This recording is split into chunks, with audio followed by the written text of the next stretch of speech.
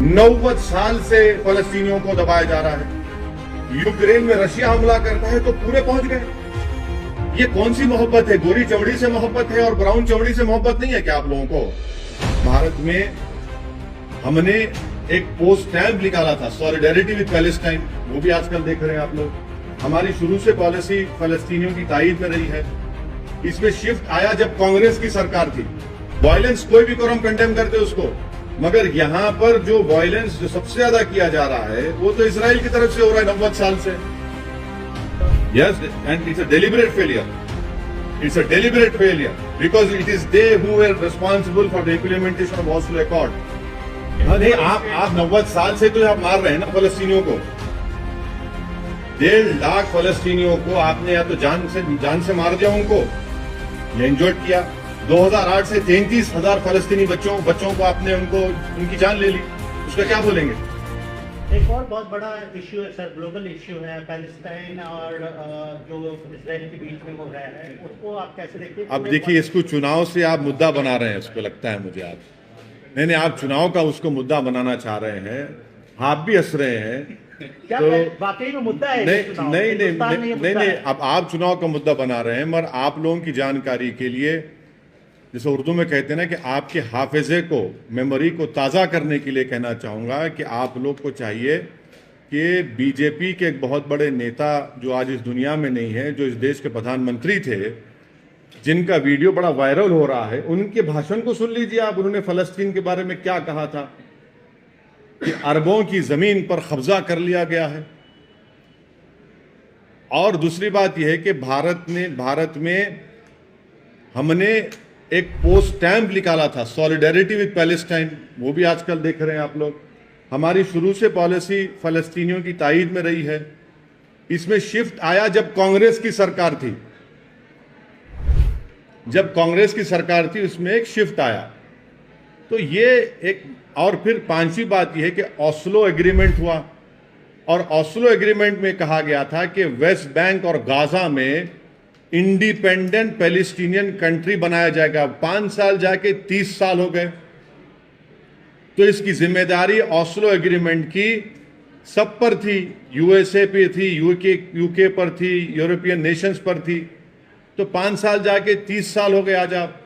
और आपको ये समझना चाहिए कि जो इलीगल सेटलमेंट्स बनाए जा रहे हैं वहाँ पर ऑस्लो अकॉर्ड के खिलाफ, जेनीन रेफ्यूजी कैंप में जाकर आप उनको मारा और पीटा जाता है। ये बात दुनिया जानती है कि वहाँ पर मस्जिद अक्सा है, बैतुल मुक़द्दस है। ये सब इम्पॉर्टेंट चीज़ें हैं। आपको दुनिया को ये भी समझना चाहिए कि गाजा की जो स्ट्रिप है,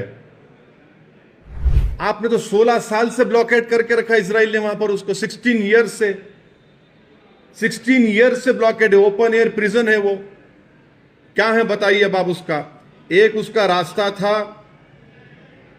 दारुल बला में, आपने पेरीमीटर लगा दिया। 2005 में रास्ता बंद कर दिया आपने। इजराइल ने गाजा एयरपोर्ट को 2001 में बर्बाद कर दिया।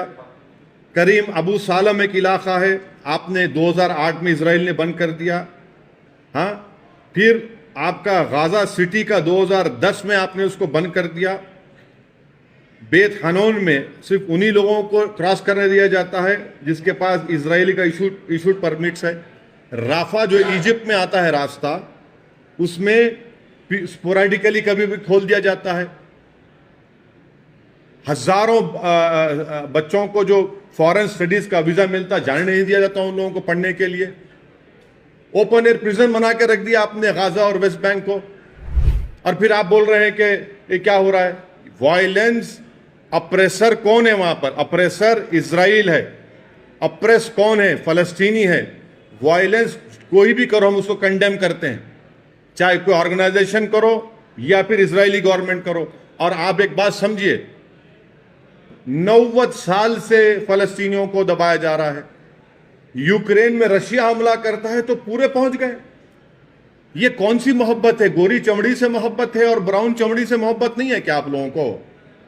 नहीं, सुनिए, यूक्रेन में हमला रशिया ने किया, आप वहां पर पहुंच गए।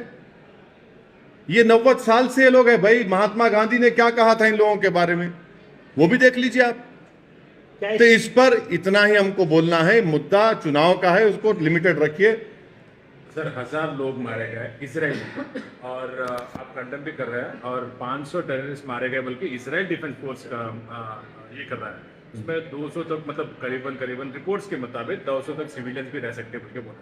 मगर सर ये क्लियरली वॉर बोल के बोल रहे हैं, तो इस पे आपका what you like to state, because they are calling it as open war, not an escalation. Prime Minister also said it's an act of terror.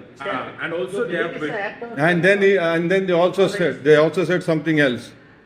आपको मैं बताना चाह रहा हूं कि 90 साल में कितने फलस्तीनी मारे गए, कितने बच्चे मारे गए, कितने लोग जेलों में हैं।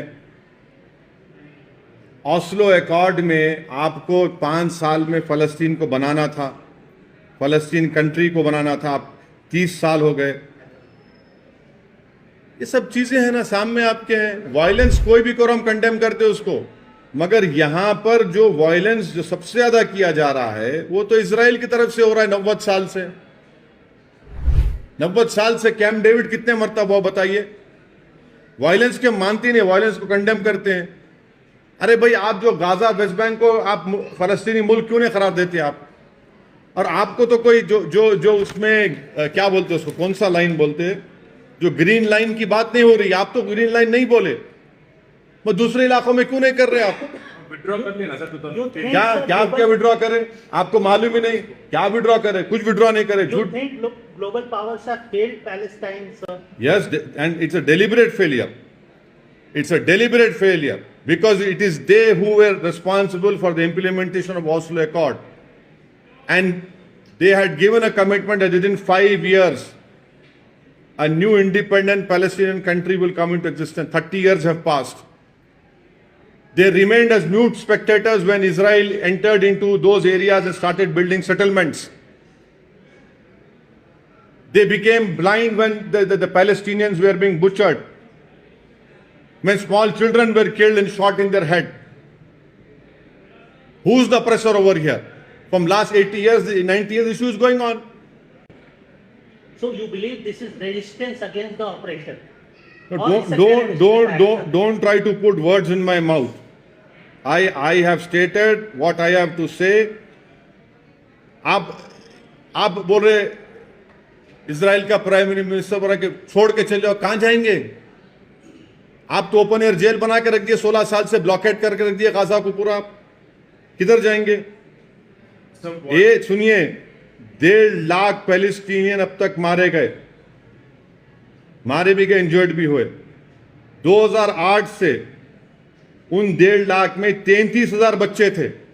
अब मारने वालों को टेररिस्ट बोलते क्यों नहीं आप लोग? फिर क्यों नहीं बोलते टेररिस्ट? आप 1.5 लाख या तो कत्ल कर दिए गए या फिर इंजर्ड है, और 2008 से 33,000 बच्चे मारे गए उसमें। अब कौन है टेररिस्ट में, बताओ आप?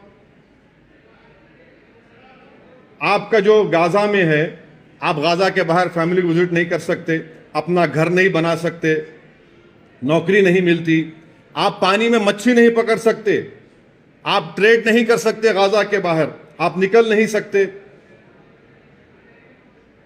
अगर आप सिविलियन को मारेंगे और तो वही ऑर्गेनाइजेशन को मजबूत कर रहे हैं आप। वायलेंस के हम कंडेम करते, वायलेंस नहीं होना चाहिए, मगर ये हकीकत को कौन बयान करेगा, कौन एक्सेप्ट करेगा? यूक्रेन में जो कुछ हो रहा है, तमाम बड़े बड़े ममालिक सुपर पावर एकदम अपने मॉरल्स को दिखाते हैं। भाई ये 90 साल का मसला नहीं है क्या? क्या यूनाइटेड किंगडम ने क्रिएट नहीं किया इसको? आप बताइए, इन चीजों को देखिए। सर 1000 टन बॉम्ब अभी तक गिराया गया है, और 2000 म्यूनिशंस भी वहां पे गिराया गया है, और वो इजराइल डिफेंस फोर्स कह रहा है कि हम पीछे नहीं हटेंगे, हम डिफेंड करेंगे। हाँ नहीं, आप 90 साल से तो आप मार रहे हैं ना फलस्तीनियों को। 1.5 लाख फलस्तीनियों को आपने या तो जान से मार दिया उनको, या इंजर्ड किया। 2008 से 33,000 फलस्तीनी बच्चों को आपने उनकी जान ले ली। उसका क्या बोलेंगे आप? क्या बोलेंगे उसको? सर वायलेंस को हम कंडेम कर रहे हैं, ट्रैकर नहीं चलाना, समझे ना? ओवैसी के नाम से, मगर हकीकत ये है sir, what do you think where should India stand on this? And आपने कहा कि प्राइम मिनिस्टर जी के मतलब अब अटल जी के वीडियो वायरल हो रहा है और पुराने अपना इंडिया का साथ रहा है पाकिस्तान के साथ, तो अभी जो है where should India stand on this? India should stand with the oppressed, who have been oppressed from, and this is our policy also. 80-90 साल से उन लोगों को आप अप्रेस कर रहे हैं। और इसराइल के साथ अपना वो रिलेशन भी देखिए, अच्छा है। ऑस्लो पीस अकॉर्ड को इम्प्लीमेंट क्यों नहीं कर रहे आप? और ऑस्लो पीस अकॉर्ड को इम्प्लीमेंट करने की जिम्मेदारी इजराइल की है, जिम्मेदारी इजराइल के कोर्ट में आती है।